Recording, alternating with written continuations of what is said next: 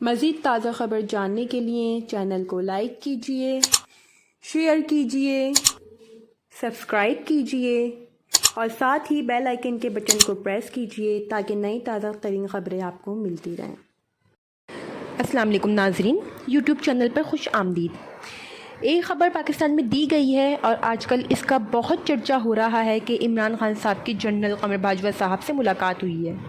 कुछ चीज़ें तय हुई हैं लेकिन मैं इसकी तस्दीक नहीं कर सकती अभी, लेकिन मैं कोशिश करूँगी कि 1-2 दिन में मुकम्मल इन्वेस्टिगेशन के बाद आपको सही वाली तफसीलात दूँ। लेकिन कुछ चीज़ें पाकिस्तान में हो रही हैं और वो ये हैं कि जितने भी जवाज़ थे इम्पोर्टेड हुकूमत बनाने के वो सारे ख़त्म होते चले जा रहे हैं। यानी पाकिस्तान की 13 पॉलिटिकल्स पार्टीज़ हैं। मुल्क के ताकतवर हलकों को कुछ चीज़ों को यकीन दिलाया था। एक ये बताया था कि इमरान खान बिल्कुल नाअहल हैं, कोई काम नहीं कर सकते, इन्होंने पाकिस्तान को तबाह कर दिया है, पाकिस्तान में महंगाई बहुत ज़्यादा बढ़ गई है। एक यकीन ये भी दिलवाया था कि हम बहुत लायक हैं, हम जब पाकिस्तान में हुकूमत बनाएंगे तो पाकिस्तान की किस्मत को बदल देंगे। महंगाई बहुत ज़्यादा बढ़ने की वजह से लोग बहुत ज़्यादा दिक्कत का शिकार हैं।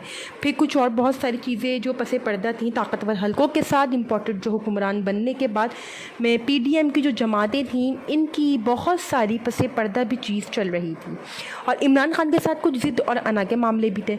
इसके बाद इमरान खान साहब को निकाल दिया गया रिजीम चेंज ऑपरेशन के नतीजे में।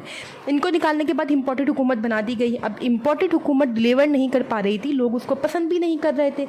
इमरान खान का जो ग्राफ है ऊपर जा रहा था, ज़िद और अना भी उसके साथ बढ़ती जा रही थी। जो इमरान खान साहब के मुखालिफ हैं, ताकतवर लोगों की बात कर रही हूँ, जो इमरान खान साहब के मुखालिफ हैं और गिराफ इमरान खान साहब का ऊपर जा रहा था और इम्पोर्टेड हुकूमत का नीचे आ रहा था। इम्पोर्टेड हुकूमत ने कहा कि मुश्किल फ़ैसले करने पड़ेंगे तब ये मुल्क चलेगा। उनको कहा कि करें मुश्किल फ़ैसले, तो उन्होंने क्या करा मुश्किल फ़ैसलों के नाम के ऊपर, क्योंकि इकॉनमी तबाह हो गई थी, लोग जो है वो ट्रस्ट नहीं कर रहे थे, पैसा नहीं निकाल रहे थे, मनी सर्कुलेशन जो पाकिस्तान में पैसों का सर्कुलेशन है वो रोक दिया गया था। तो ऐसे में इम्पोर्टेड हुकूमत ने चीज़ों की कीमतें बढ़ाना शुरू कर दी पाकिस्तान में और उनके मुश्किल फ़ैसलों का नाम दे दिया। इकॉनमी का पट्टा और ज़्यादा बैठ गया। फिर इन्होंने एक नया आसरा दे दिया ताकतवर हलकों को कि जब IMF से पैसे मिल जाएंगे तो पाकिस्तान गुले गुलजार हो जाएगा और डॉलर का रेट नीचे आ जाएगा। डॉलर के मुकाबले में रुपए की कदर जो गिरी है वो 50 रुपये से ज़्यादा गिरी है इम्पोर्टेड कारों से डालने के बाद। और स्टॉक मार्केट में तारीख़ी मंदियाँ हुई हैं इस महीने में। तो कुछ चीज़ें ऐसी हुई हैं जिससे लोगों के दिमाग में ये शोभा पैदा हो रहा है कि शायद इम्पोर्टेड हुकूमत से उसकी सहूलत का रुजू है और वो मायूस हो गए हैं। और इम्पोर्टेड हुकूमत ने जो वादे करे थे सहूलतकारों से वो पूरे नहीं कर पा रही थी। तो ऐसी सूरत हाल में किस तरह इम्पोर्टेड हुकूमत को कायम रखा जा सकता है। फिर जो दूसरी पॉलिटिकल पार्टीज़ हैं इनके मुकाबले में पाकिस्तान तहरीक इंसाफ, इसको फिर मौका मिलेगा कि वो इलेक्शन के अंदर ले जाएगी। इससे इस मुल्क को इलेक्शन होगा तो वो इलेक्शन तो नहीं हारने वाली जो दिखाई दे रहा है। इमरान खान साहब का दबाव अब लगता है कि काम कर रहा है, अवामी दबाव भी काम कर रहा है और इम्पोर्टेड हुकूमत निकम्मापन, नाअहली और काम न करने की सलाहियत और पाकिस्तान इकॉनमी को ना संभाल पाना, इनकी ये रूश भी काम कर रही है। अब आप गौर करें तो इमरान खान साहब की जो नशरियात हैं वो बहाल होना शुरू हो गई हैं। इनको टीवी पर दिखाने पर पाबंदी थी। जो टीवी चैनल इनको दिखाता था इस टीवी चैनल को बंद कर दिया जाता था। लेकिन आज बड़े लंबे अरसे के बाद इमरान खान साहब ने जब खिताब किया तो तकरीबन सारे टीवी चैनल उनका ये खिताब दिखा रहे थे। वो पब्लिक से बात कर रहे थे, एक तरफ PTI और एक तरफ पाकिस्तान का झंडा लगा हुआ था।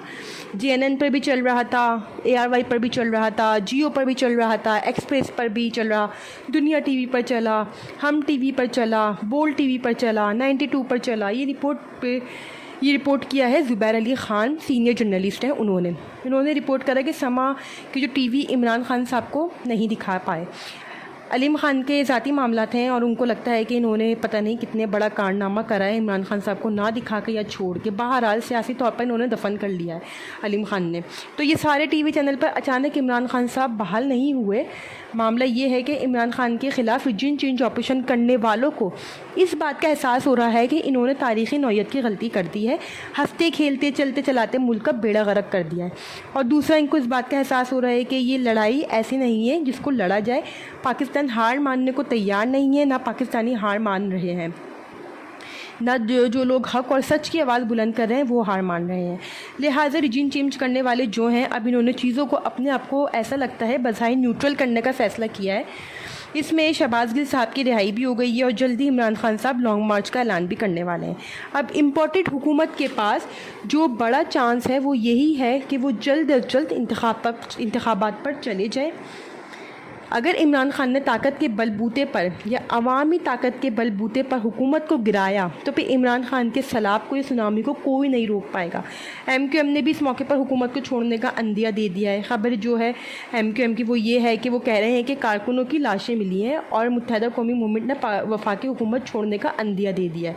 खालिद मकबूल सिद्दीकी ने मुलाकात की है वज़ीर आज़म से और उन्हें कारकुनान की लाशें मिलने और सामने आने वाले रद्द-ए-अमल से आगाह किया है। अब देखें MQM की लाशें मिली है तो MQM को वोट मिलेगा, ये होता है, आपको पता है। और पाकिस्तान में इस तरह वोट मिलते हैं और ये तो होता है। अब ये कौन मासूम शहरियों को कत्ल कर रहा है और इस तरह की लाशें मिलने का सिलसिला क्यों जारी है। दूसरी जानिब सवात के अंदर दहशतगर्दी और वारदातें हो रही हैं जो इंतहाई अफसोसनाक है। सवात के शहरी जो हैं वो सरापा एहतजाज हैं सारे मामला पर, तो ये सारी चीज़ें खासी अफसोसनाक हैं। अच्छा, इसमें नवाज़ शरीफ साहब का क्या बनेगा। MQM तो ये इशारा दे दिया है, बलूचिस्तान अवामी पार्टी भी आप देखेंगे और कुछ और लोगों को भी आप आने वाले दिनों में देखेंगे कि वो पैंतरे बदलते हुए आपको दिखाई देंगे। लेकिन बलूचिस्तान अवामी पार्टी ये भी अपना मौक़िफ़ बदल सकती है आने वाले वक्त पर। नवाज़ शरीफ को क्या इनकी सज़ा ख़त्म हो जाएगी? क्या वो पाकिस्तान वापस आएंगे? क्या वो पाकिस्तान वापस आने के बाद जो है क्या वो पाकिस्तान वापस आने के बाद सियासत में हिस्सा लेंगे? ये बड़े सवाल हैं जिसका जवाब है नहीं। देखिए, मियां नवाज़ शरीफ साहब चाहते हैं इनको सारा कुछ मिले और वो इसके बदले में किसी को कुछ भी ना दें, तो ऐसा नहीं होता। आप मेरी बात समझ रहे होंगे जो मैं कह रही हूँ, क्योंकि जो वादे ताकतवर लोगों से PDM की जमातों ने ख़ास तौर पर नून लीग ने किए हैं वो पूरे होते हुए नज़र ही नहीं आए। इस मुल्क की इकॉनमी का पट्टा बिठा दिया है, आवाम का एतबार जो है वो हासिल नहीं कर सके, लोग उसकी शक्ल नहीं देखना चाहते। सलाम मुतासिरीन की मदद में वो बिल्कुल मुकम्मल तौर पर नाकाम रहे। खारजी और दाखिली दोनों मुहाफिजों पर फेल हो गए। IMF के साथ दुनिया का तारीख़ का बदतरीन मुआहिदा किया इस इम्पोर्टेड सरकार ने, और इसके बाद IMF से पैसे मिलने के बावजूद रुपए की जो कदर है गिरती चली गई। इमरान खान साहब ने आज बड़ी तफसील से बात की है। इन्होंने क्या कुछ कहा वो बाद में मैं आपको बताऊंगी। लेकिन शहबाज शरीफ के कारनामे आप चेक करें कि उन्होंने इमरान खान साहब को एक और जुमला दे दिया सुनने के लिए। जुमला बड़ा मज़ेदार है। कहते हैं कि किसी दोस्त मुल्क को टेलीफ़ोन करूं तो कहते हैं कि मांगने के लिए आ गए हैं। तो मियाँ साहब आप तो ख़ुद कहते हैं कि आप फ़कीर हैं, तो वो तो यही समझेगा कि आप मांगने के लिए आ गए। अब आ जाए इमरान खान साहब ने क्या कहा। ख़िताब तो उन्होंने किया है और ख़िताब में इमरान खान साहब ने बहुत सारी अहम बातें की हैं। इन्होंने कहा कि मुझे अब जो है खौफ हो रहा है कि मुल्की मईशत को गिरने से बचाने का मौजूदा हुकूमत के पास कोई तरीका नहीं है। अपनी कौम को आगाह करना चाहता हूँ, जिस तरह मुल्की मईशत नीचे जा रही है, अगर इस मुल्क में सियासी इस्तेकाम ना आया तो मईशत को गिरने से बचाना मुश्किल हो जाएगा। मैं अपनी मुआशी टीम के साथ बैठ कर मईशत पर तबादला ख्याल किया है। मैं आलमी मालियाती फ़ंड IMF की तरफ से पाकिस्तान के लिए जारी की गई रिपोर्ट और मुल्की मईशत पर वर्ल्ड बैंक के बयान का भी हमने जायज़ा लिया है। मुझे इस बात का खौफ है कि जब तक मुल्क में सियासी इस्तेकाम नहीं आता, मौशी इस्तेकाम नहीं आता, मौजूदा हुकूमत की साख ना पाकिस्तान के अंदर है ना बाहर, यहाँ तक कि मुल्क की फाइनेंशियल मार्केट में भी इस हुकूमत की कोई अहमियत नहीं रही। जैसे ही IMF का फ़ैसला आएगा, ये कहते थे कि एकदम सब ठीक हो जाएगा और रुपया मजबूत हो जाएगा, मगर हालात कौम के सामने हैं। इन्होंने IMF की तमाम शराइत भी तस्लीम की। इसके बाद मुल्क में तारीख़ी महंगाई हुई और पाकिस्तान की तारीख़ में ऐसी महंगाई पहले कभी नहीं हुई, मगर इन्होंने इंतखाबात में ताख़ीर के हरबे इस्तेमाल किए। ये चाह रहे हैं लेकिन इसका नुकसान पाकिस्तान को होगा। अगर कोई ये समझता है कि इसका नुकसान हमें होगा, तो मैं आज 70 बरस की उम्र में आपको ये बता रहा हूँ और ये दावा करता हूँ कि पाकिस्तान की तारीख़ में कोई जमात इतनी मकबूल नहीं हुई जितनी तहरीक इंसाफ हुई है। अब फिर इमरान खान साहब ने बताया कि ज़राए मुबादला के मसाइल कैसे कम करें, किस तरह से पाकिस्तान का जो बैरूनी खसारा है इसको बहुत ज़्यादा बढ़ा दिया है। फिर इमरान खान साहब ने बताया कि IMF से जो मुआहदा किया गया है इसमें किस किस्म की कमियां हैं। फिर बताया डॉलर की कीमत 50 रुपये से ज़्यादा बढ़ी है गुज़िश्ता 4-5 माह के अंदर। बिजली का बिल दुगने से ज़्यादा हो गए हैं। फिर इमरान खान साहब ने कहा कि आटे की कीमत 50 रुपये थी हमारे दौर में और अब 120 रुपये है। इमरान खान साहब ने आज महंगाई के ऊपर पूरा पोस्टमार्टम करा है इम्पोर्टेड हुकूमत का, और हर चीज़ बताने के बाद इन्होंने जो आखिरी बात की वो ये है कि पाकिस्तान को इस दलदल से निकालने के लिए जल्द अज जल्द इंतखाबात करवाए जाएँ। अब तक के लिए नाज़रीन इतना ही।